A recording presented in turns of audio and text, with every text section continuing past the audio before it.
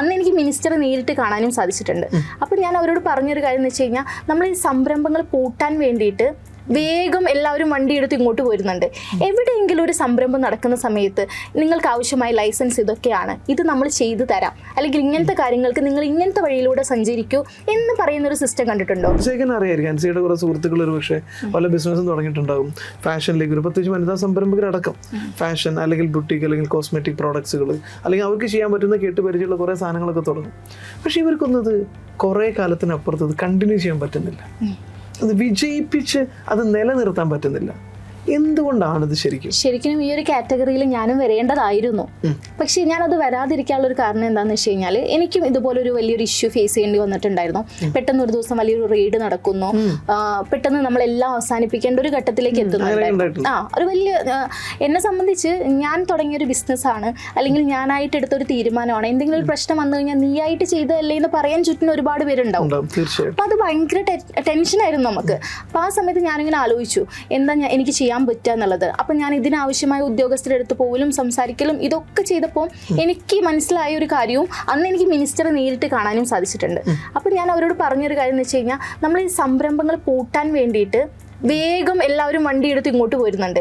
എവിടെയെങ്കിലും ഒരു സംരംഭം നടക്കുന്ന സമയത്ത് നിങ്ങൾക്ക് ആവശ്യമായ ലൈസൻസ് ഇതൊക്കെയാണ്, ഇത് നമ്മൾ ചെയ്തു തരാം, അല്ലെങ്കിൽ ഇങ്ങനത്തെ കാര്യങ്ങൾക്ക് നിങ്ങൾ ഇങ്ങനത്തെ വഴിയിലൂടെ സഞ്ചരിക്കൂ എന്ന് പറയുന്ന ഒരു സിസ്റ്റം കണ്ടിട്ടുണ്ടോ? ഇല്ല.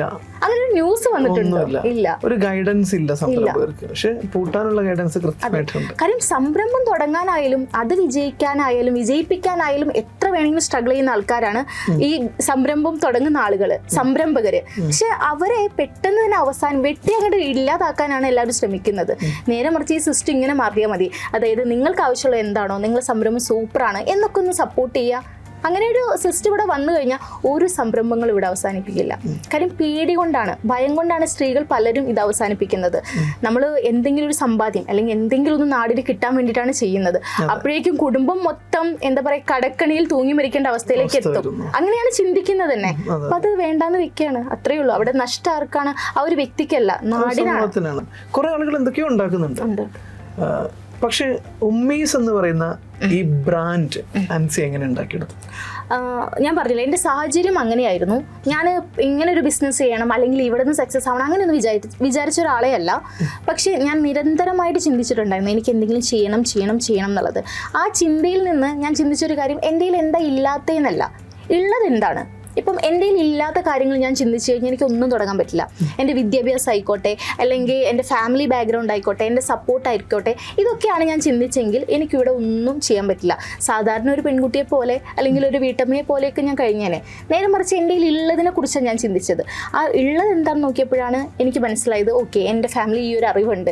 ഞാൻ തുടങ്ങുന്ന, അതായത് 9 വർഷം മുമ്പ് ഞാൻ തുടങ്ങുന്നത്. അപ്പോൾ ഈ തുടങ്ങുന്ന കാലഘട്ടത്തിൽ ഇതെല്ലാവർക്കും ഒരു തമാശയായിരുന്നു. ഈ എണ്ണയൊക്കെ കാച്ചി എണ്ണ കച്ചവടക്കാരിയോ എന്നുള്ളൊരു ചിന്തയായിരുന്നു. ഉമ്മീസ് എന്നുള്ളൊരു ബ്രാൻഡിന് ഒരു പേരിടുമ്പോൾ ഒരു അഡ്രസ്സ് ഇട്ടു എന്ന് പറഞ്ഞില്ലേ, അതായത് ഒരു അഡ്രസ്സും ഇല്ലാത്ത ഒരു സ്ത്രീ ഒരു അഡ്രസ്സാണ്. അതിന് ഞാൻ ഉമ്മയാണ് കരുവാക്കിയിരിക്കുന്നത്. അതിലെപ്പോഴും ആ ബ്രാൻഡ് വാല്യൂ ഉണ്ട്. നമ്മളുടെ ഓരോ ഇൻഗ്രീഡിയൻസും തന്നെയും നമ്മൾ കേരളത്തിൽ നിന്ന് കളക്ട് ചെയ്യുന്നതാണ്. ഞാൻ പാലക്കാട് നിന്നാണ്, എനിക്ക് ഈസിലി നമുക്ക് തമിഴ്നാട്ടിൽ നിന്ന് കളക്ട് ചെയ്യാം. കേരളത്തിൽ നിന്ന് ഞാൻ എന്തുകൊണ്ടാണ് കളക്ട് ചെയ്യുന്നതെന്ന് ചോദിച്ചു കഴിഞ്ഞാൽ, കേരളത്തിലെ സ്ത്രീകൾക്ക് വരുമാന മാർഗ്ഗം ഉണ്ടാക്കാനാണ്. അതായത് പലരും ചോദിക്കും ഇതൊക്കെ ബിസിനസ്സായിട്ട് വളർത്തുമ്പോൾ അത് അങ്ങനെ നിങ്ങൾക്ക് പറ്റുമോ എന്ന് ചോദിക്കുന്നുണ്ട്. ഓരോ ബ്രാൻഡിനും അവരുടെ ആ ഒരു USP ഉണ്ടാവുമല്ലോ.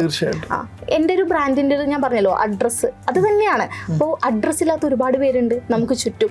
എന്നാൽ എനിക്ക് പുറത്തിറങ്ങിയ പോലെ അവർക്ക് ഇറങ്ങാൻ പറ്റുന്നുണ്ടോ? അവർക്ക് അതിനുള്ള സൗകര്യങ്ങളും കാര്യങ്ങളും ഇല്ലല്ലോ. അപ്പം ഈ ഒരു ബ്രാൻഡിൻ്റെ ഓരോ ഇൻഗ്രീഡിയൻസും നമ്മൾ കേരളത്തിൽ നിന്നാണ് കളക്ട് ചെയ്യുന്നത്. അത് മാത്രമല്ല, നിങ്ങളുടെ കയ്യിൽ നിന്നൊരു പൈസ മേടിച്ച് ഞാനൊരു പ്രൊഡക്റ്റ് തരുന്നുണ്ടെങ്കിൽ അതെങ്ങനെ നിർമ്മിക്കുന്നു എന്നറിയാനുള്ള അവകാശം നിങ്ങൾക്ക് ഓരോരുത്തർക്കും ഉണ്ട്. ഞാൻ അങ്ങനെ വിശ്വസിക്കുന്ന, അവിടെ എനിക്കൊരു സീക്രട്ട് ഉണ്ടെന്ന് ഞാൻ വിശ്വസിക്കുന്നില്ല. അതുകൊണ്ട് തന്നെ ഓരോ പ്രോഡക്റ്റിൻ്റെ മേക്കിങ്ങും കാര്യങ്ങളും ഞാൻ എൻ്റെ മാർക്കറ്റിംഗ് തന്നെ അതാണ് കാണിക്കുന്നുണ്ട്. ഒരു കസ്റ്റമർക്ക് ഒരു പ്രൊഡക്റ്റ് എങ്ങനെയാണ് ഉണ്ടാക്കുന്നത്, ദെൻ അതിൻ്റെ ലീഗൽ വശങ്ങൾ എങ്ങനെയാണ്, ഒരു പ്രൊഡക്റ്റ് എങ്ങനെയാണ് ടെസ്റ്റ് ചെയ്യുന്നത്, ഇതിനപ്പുറം ഒരു ക്വാളിറ്റി കാണിച്ചു തരുന്ന ബ്രാൻഡ് ഉണ്ടോ? എൻ്റെ അറിവിലില്ല. ഞാൻ അങ്ങനെയാണ് ചെയ്തുകൊണ്ടിരിക്കുന്നത്.